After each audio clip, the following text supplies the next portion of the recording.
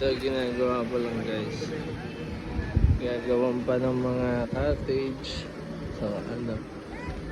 Dalawang kubo pa lang meron sila. Pero maluwag-luwag.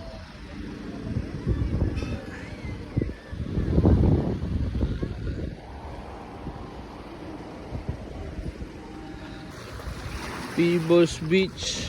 Ayan, puro batong buhay guys. So, ang dami, batungan.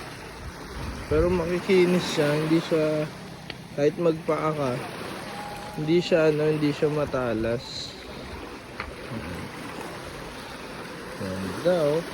Dito kami ngayon guys sa sa yung pinagstayan naming resort. Dinala nila kami dito, may ginagawa silang resort dito. Malapit lang din.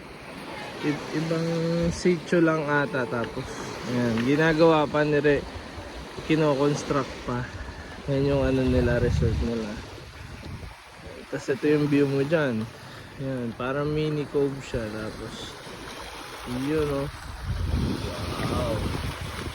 Sana sunod-sunod na resort yan. Sunod-sunod na resort. Malinis ang tubig.